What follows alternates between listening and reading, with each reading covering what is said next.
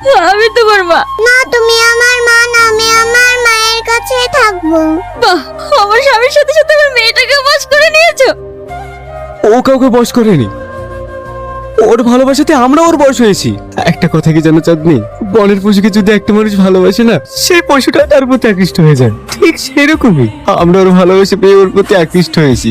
আর এতে তো তোমার রাগ হওয়ার কথা না, তুমি তো সমস্ত সম্পর্ক ভেঙে এর দিকে চলে গিয়েছিলে, তাহলে আজ আবার কেন ফিরে এসেছো? তোমার কাছে শিক্ষা চাই না।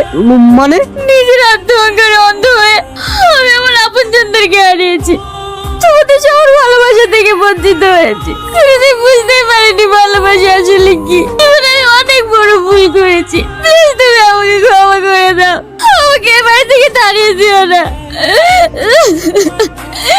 আমি তোমাকে ছেড়ে থাকতে পারবো না। তুমি কেঁদো না চাঁদনি, এই বাড়ি তো তোমারই।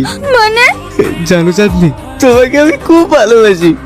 তোমাকে যে ভুলে থাকতে পারবো সেই ক্ষমতাও আমার নেই। তুমি যাকে আমার বউ ভাবছো, আসলে ও আমার বউ না, ওটা আমার ক্লাসমেট। যেদিন ওকে আমি সবকিছু শেয়ার করেছিলাম, সেদিন ওই আমাকে এই বুদ্ধিটা দিয়েছিল। হ্যাঁ ভাবি, আমি তোমার সংসার ভাঙতে আসিনি, আমি তোমার সংসার জোড়া লাগাতে এসেছি। আমি তোকে বলেছিলাম না রাজীব, তোর চাঁদনিকে একদিন তোর কাছে ঠিক ফিরিয়ে দেবো। তোমরা সবাই এত ভালো, আর আমি এত জঘন্য। কিন্তু হচ্ছে নিজের মতো।